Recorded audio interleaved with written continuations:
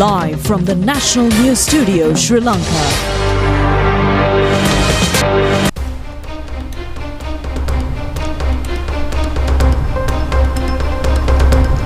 Hello there, good evening and welcome to the National News Telecast. Coming to you live from the Sri Lanka Rupavahini Corporation, I am Sunal Paranavithana.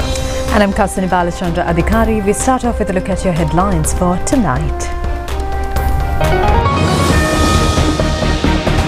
The Prime Minister reveals the expenses of former President's foreign tours to the Parliament. The President instructs the district secretaries to spend 1,400 billion rupees capital expenditure for fruitful projects. A considerable tax concession given to service providers to foreign countries. All Island Nurses Union says it will not take part in any protest. An unknown illness rapidly killed more than 50 people in Congo. Many have died within 48 hours.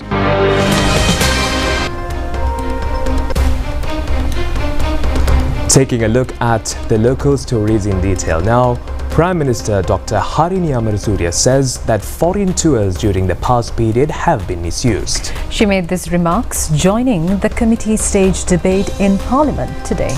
Several expenditure heads, including the President, were taken up for debate today.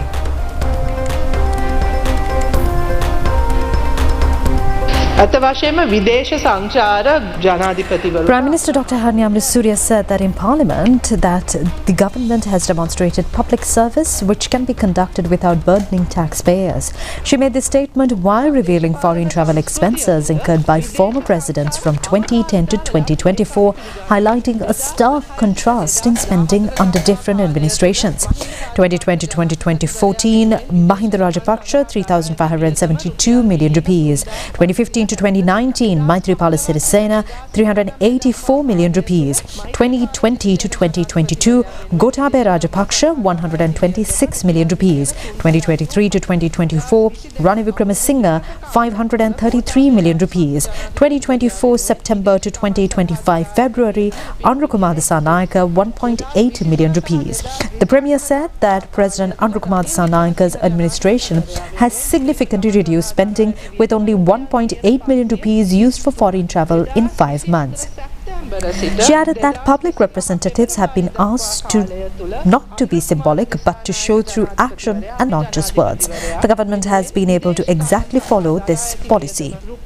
She also noted that the highest annual expenditure recorded in 2013 under former President Mahinda Rajapaksa regimes amounting to 1,144 million rupees in a single year. Coronation of His Majesty the King Charles III in the United Kingdom in 2023, 12 people have gone.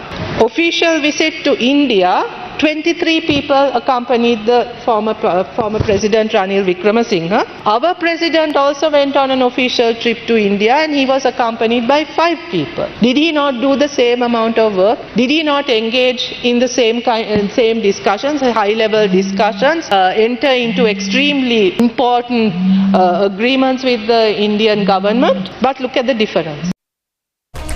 In response to a question raised by the opposition regarding the scholarship examination irregularities, the Prime Minister stated that immediate steps are being taken to release the cut-off marks for the Grade 5 scholarship examination, which faced disruptions due to the leakage of certain questions. Additional recommendations have been made to establish a resource pool and a question paper bank for examination boards to ensure the integrity and security of future examinations. President Anura Kumara Dissanayake met with Ambassador of Japan to Sri Lanka, Akio Isumata, this morning at the President's office. The Ambassador reaffirmed Japan's commitment to supporting Sri Lanka's digital transformation program, emphasizing the government of Japan's intention to invest in port and aviation-related projects, as well as digitalization initiatives in Sri Lanka. The Japanese ambassador stated that efforts have been made to include Sri Lanka in the recently launched Security Cooperation Assistance Program by the government of Japan. Extensive discussions were held regarding the ongoing and future initiatives of the joint Japan-Switzerland-South Africa program aimed at fostering national reconciliation among the northern communities affected by the 30-year conflict. Additionally, they reviewed the current status of Japanese investments in Sri Lanka. Furthermore, the current status and progress of the digital, economic and airport investments were discussed. During the meeting, the ambassador officially invited President Dissanayake to visit Japan and expressed appreciation for the new government's policy framework. The Netherlands government is prepared to engage in port-related investments in Sri Lanka. This was revealed by the ambassador of Netherlands to Sri Lanka, Bonnie Hobak, during a meeting held today at the Presidential Secretariat between President Anurakumara Dissanayake. Discussions during the meeting focused on strengthening the long-standing mutual relations between Sri Lanka and the Netherlands, as well as potential support the Dutch government could provide for the promotion of tourism, port activities and investment in Sri Lanka. An agreement was reached to receive support from the Dutch government for the conservation of culturally and historically significant creations, research activities at the University of Colombo, as well as educational and training programs for Sri Lankans. Ambassador Hobak acknowledged the points presented by the President in the recent budget proposals and discussed potential assistance from the Dutch government to elevate the Clean Sri Lanka program to a new level. A meeting between President Anurakumara Dissanayake and the Italian ambassador to Sri Lanka, Damiano Frankovic, took place today. During the discussion, Ambassador Frankovic reaffirmed the Italian government's support for Sri Lanka's new administration in strengthening bilateral relations and advancing its economic initiatives. The meeting also highlighted cooperation in the development of Sri Lanka's tourism and investment sectors. Furthermore, Ambassador Frankovic expressed hope for the prompt resolution of existing issues related to the working visa process for Sri Lankans in Sri Lanka who are expecting to migrate to Italy. President Anurakumara Dissanayake stated that the Sri Lankan government would support the agreements currently being formulated to facilitate legal employment opportunities for Sri Lankan youth currently working in Italy and the youth expecting to migrate into Italy. A meeting was held today at the Presidential Secretariat between President Anurakumara Dissanayake and the Ambassador of Egypt to Sri Lanka, Adel Ibrahim Ahmed Ibrahim. The discussions focused on strengthening the long-standing bilateral relationship between Sri Lanka and Egypt, as well as addressing issues related to tourism and investment sectors in both countries. A discussion on the current security situation in the country was held today at the Presidential Secretariat between President Anurakumara Dissanayake and senior officials of the Sri Lanka Air Force. The meeting focused on future security measures with in-depth discussions on enhancing the Sri Lanka Air Force as a maritime security air force with the Indian Ocean region. The Air Force's support for operations conducted by the Sri Lanka Army and Navy was also extensively deliberated. Additionally, the meeting addressed the budgetary allocations for the Air Force in the latest national budget as well as the current requirements of the force. The discussion was attended by Deputy Minister of Defence Aruna Jayasekara, Secretary of the Ministry of Defence Air Vice Marshal Sampath Tuyakonta, Air Force Commander Air Marshal Bandhu Edirisinghe and several other senior Air Force officials. The Inland Revenue Staff Officers Association says that considerable benefits will be accrued to those who provide services to foreign countries in paying their taxes. Meanwhile, Professor of Economics Department of the Columbia University, Priyanka Dunasinghe, pointed out that the new methodology will encourage the concerned parties. Secretary of the Inland Revenue Staff Officers Association, J.T. Chandana, pointed out that taxation has been conducted under the tax number 24 of 2017 on those services and had been stopped for a certain period during 2020. This tax has been imposed again at a rate of 15%, while the first 150,000 rupees was exempted.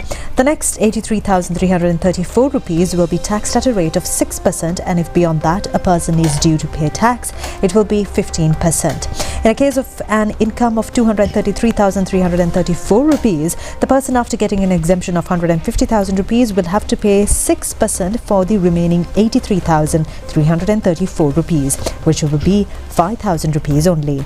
The others will have to pay a limit of up to 36%. In case of persons providing services to foreign countries, the amount will be a maximum of 15%. He will be entitled for a tax limit of 6% for the first 2.8 million rupees. Beyond that, he will have to pay 15% tax on his profits. Those who are connected with these transactions use free health services, education provided by the country, along with the road system and electricity. The government pays a certain amount of funds for the maintenance of this facility. These service providers like to contribute in the form of taxes while earning dollars for the economy of the country. Professor of Economics Department of the Columbia University Priyanka Dunasinghe said that these tax rates can be described as a tax which encourages the providers of services and employment in the IT sector. Under conditions which do not fall in this category, they will have to pay the 36% maximum tax paid by those who are normally employed and pay inland revenue taxes. Accordingly, the income of information services provided will be calculated under the 15% of tax regime in dollars.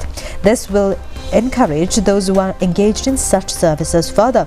The income earned by them will have to be brought into the country through a legal path. Today's budget feature has been dedicated to digitalization. ආදායම්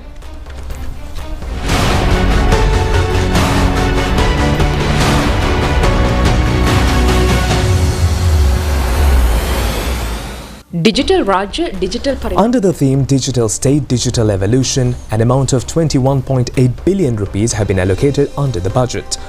Out of that, 7.1 billion rupees has been earmarked for the Ministry of Digital Economy, while another 14.7 billion rupees goes to other ministries.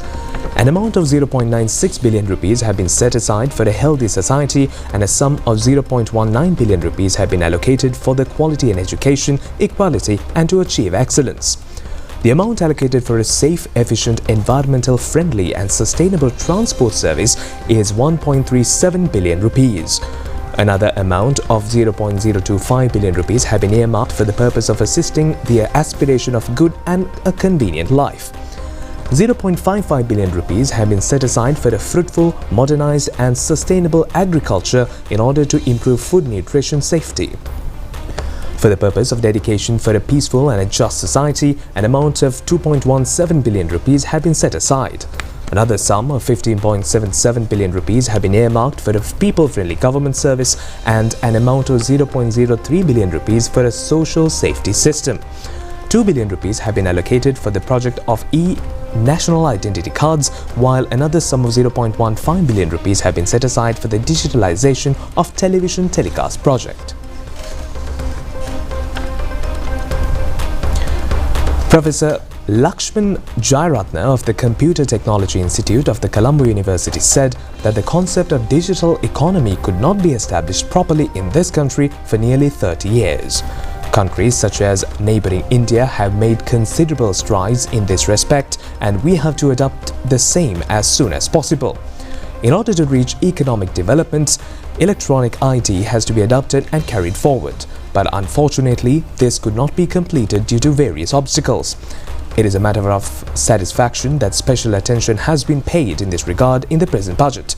Chairman of the SL Cert Institute, Tilak Padirage, observed that recruitment of professionals with the knowledge in this field, processing of policy and framework, and establishment of a cyber security institution could not be completed until now. Minister Harshan Nanayakara criticised former President Ranil Wickremesinghe in Parliament, claiming that despite various titles associated with him, he is a fraudster. Minister Harshan Nanayakara said that former President Ranil Wickremesinghe had 39 presidential advisers. It is fair to have advisers as a president doesn't know everything, but to have 39 advisers, he couldn't have known about anything at all. At least 67 people had been appointed in an advisory capacity using titles such as director. If one looks at these titles, these are the things that could have been done by the ministry secretary. The previous administration had failed to maintain documentation on their scope of work to justify the high costs involved. Former President Wickremesinghe had appointed close associates to futile positions, and they had been given luxury vehicles for their use as well. A total of 59 million rupees had been spent for their allowances. Minister Nanayakara said that in comparison, President Andrukumar Dissanayake has only 3 advisers with no expenditure incurred, as they have voluntarily provided their services. President Anurukumar Dissanayake directed the district secretaries to allocate 1,400 billion rupees in recurrent expenditure for the implementation of productive projects at the grassroots level over the next 8 months. The President made these remarks during a discussion held with the district secretaries today at the Presidential Secretariat. The President also emphasized that by developing the rural economy, the country's economic growth could be elevated by 3 to 4%. He stressed the need to enhance existing economic opportunities and identify new sources of growth during the expansion of the economy to rural areas. Moreover, the President pointed out that there's a prevailing negative perception of the public sector and that inefficiency within government services has contributed to this situation. He underscored the necessity of creating satisfied and effective government officials and emphasized the need to improve the efficiency of public services. The salaries and overtime payments proposed in the 2025 budget were also deliberated upon during this meeting.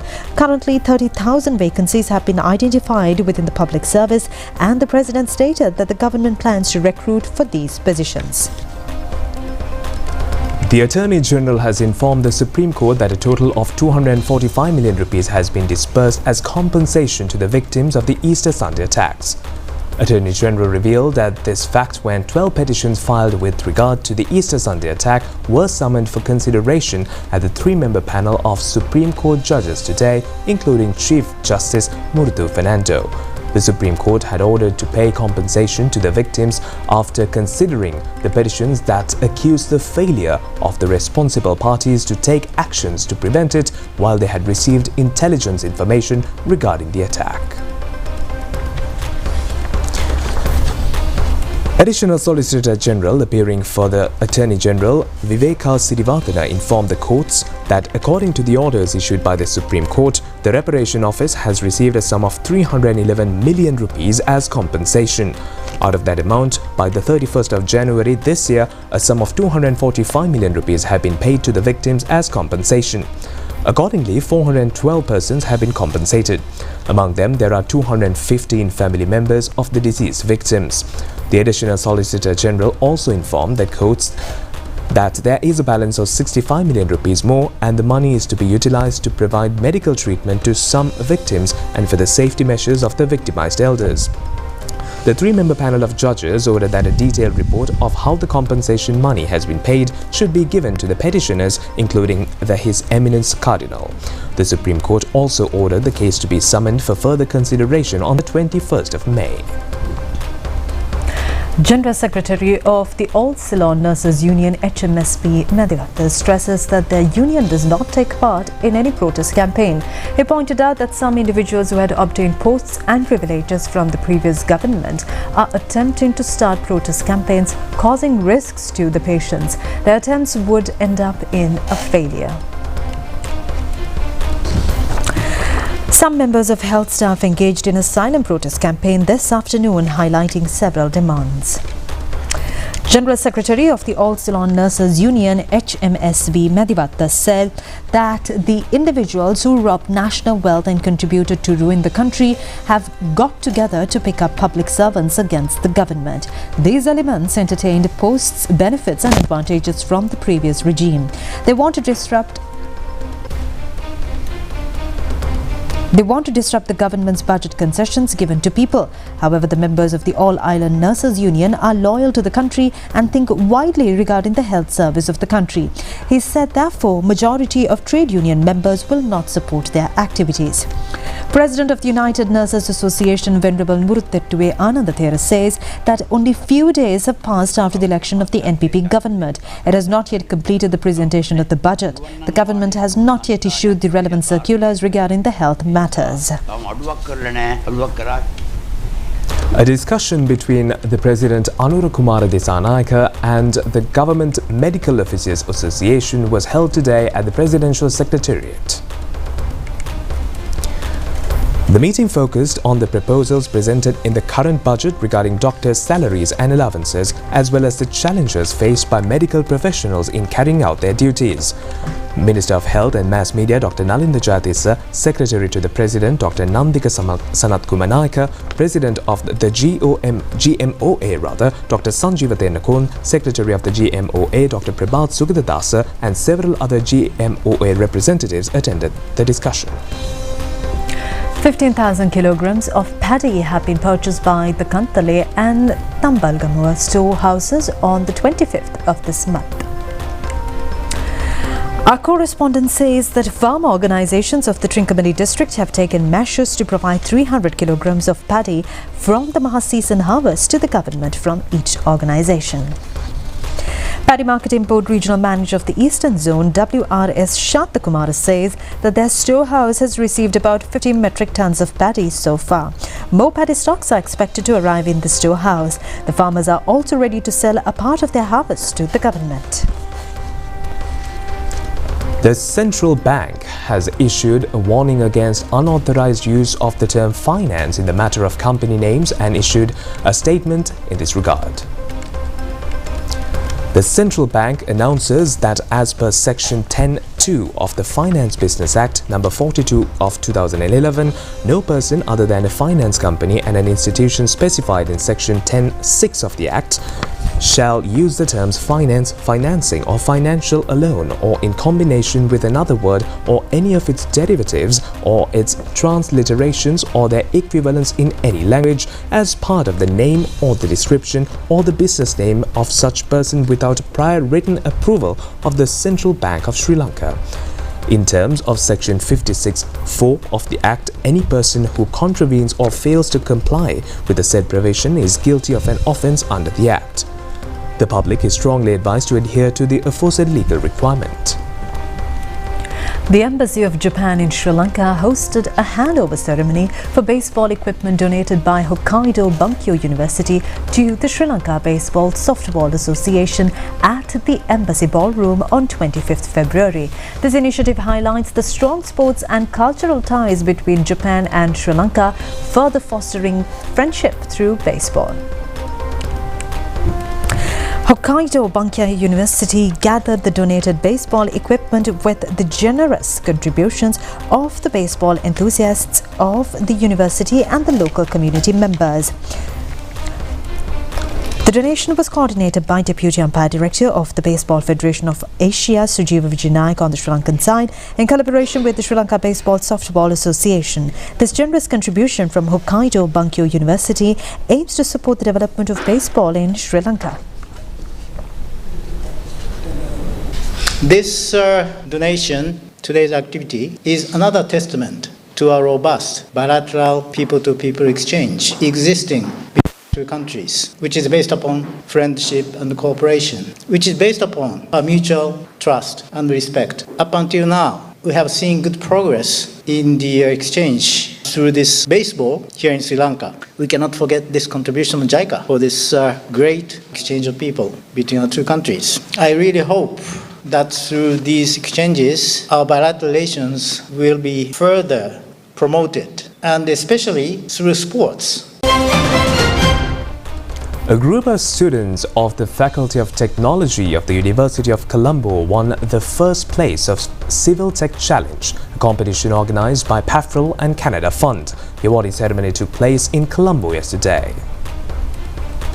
The Civil Tech Challenge was organized to introduce a mobile application that was useful to measure the capacity of candidates in elections using various aspects. The project was funded by Canada Fund and fully initiated by the PAFRL organization. Individuals and teams took part in the contest showcasing various models. The awarding ceremony was held under the patronage of Commissioner General of Elections Saman Sri Ratnayaka, Executive Director of the PAFRL organization Rohana Hettiarachchi, and the High Commissioner of Canada to Sri Lanka and Maldives, Eric Walsh. The students representing the Faculty of Technology of the University of Colombo won the first place by presenting the best concept to develop the app. The winners will be supported to develop it as a mobile app in the future.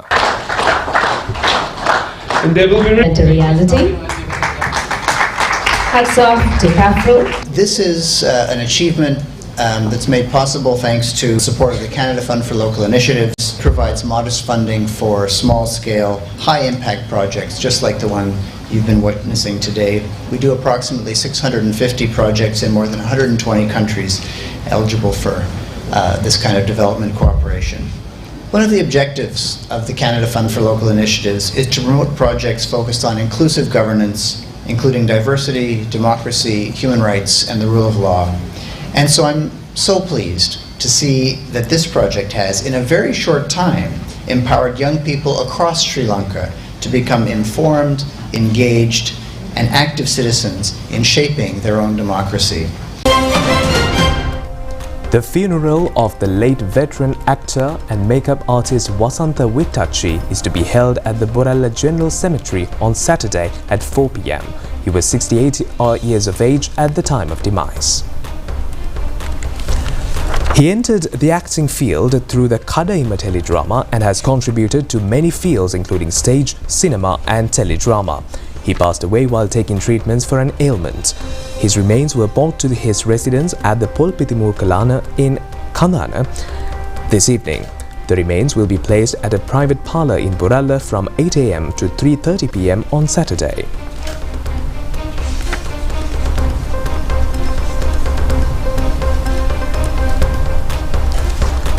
According to the Meteorology Department, intermittent showers or thundershowers will be experienced in the northern, north central, eastern and Uva provinces and Mathale, Nuwara and Hambantota districts.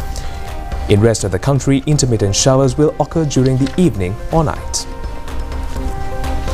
The weather report states that heavy rains up to 75 mm will occur at several places in eastern and Uva provinces and Mathale, Nuwara, Polonnaruwa, Galle, Matara, Kalutara and Ratnapura districts.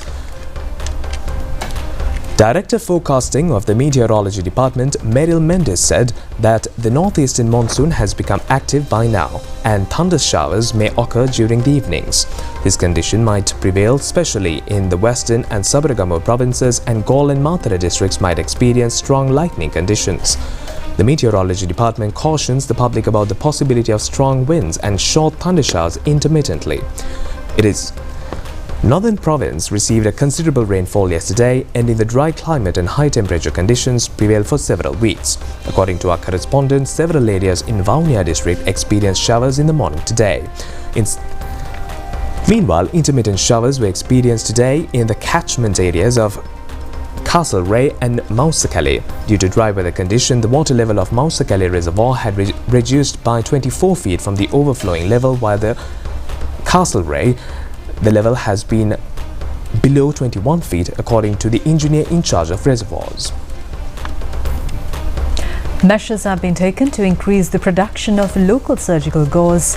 The government has focused attention to provide required guidance and modern technology to produce under proper standards. The government expects to continuously purchase surgical gauze needed to health system by encouraging the local industrialists.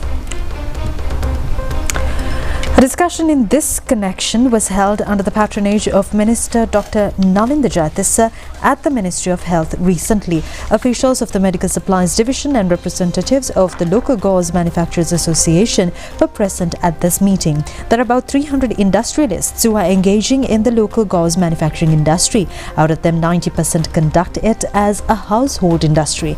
Therefore, the minister instructed them to provide high-quality gauze to the Surgical Supplies Division at the ministry. Foreign news on the other side of this break.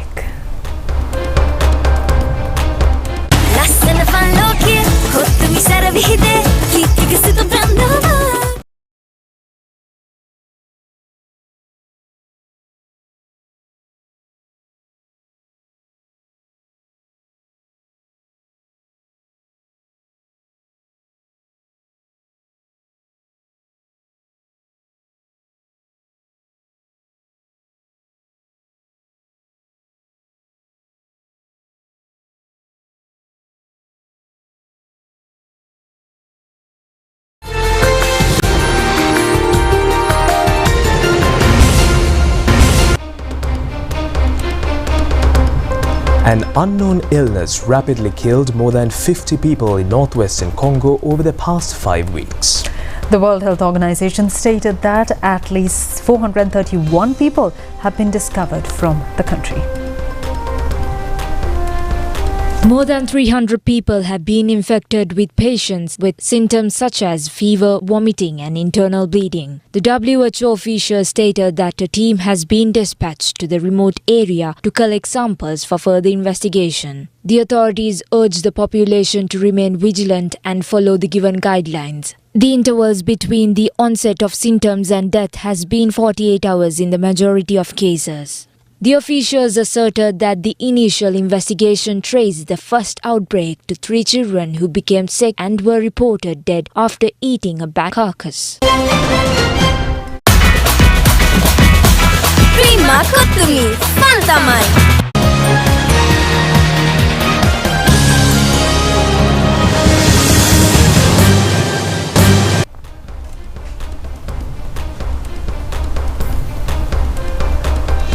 The Air Force cycling tour will commence tomorrow. The national television is providing the official media sponsorship for this tour, which will be held for 3 days. The Air Force cycling tour is being organized this time on the occasion of the 74th anniversary of the Sri Lanka Air Force. This annual tour is being held for the 26th time and both male and female cyclists are participating in it. The men's competition includes 3 stages. The first race, which will commence tomorrow from Veeravilla, will cover a distance of 140.5 kilometers up to Ratnapura in the first day. In the second day, the race will be from Ratnapura to Kandy, covering a distance of 118.3 kilometers. And the third race will be from Kandy to Colombo, which will cover a distance of 155.2 kilometers. The women's race, which is being organized for the 14th time, which will be held from Mirigama to Colombo, covering a distance of 89 kilometers.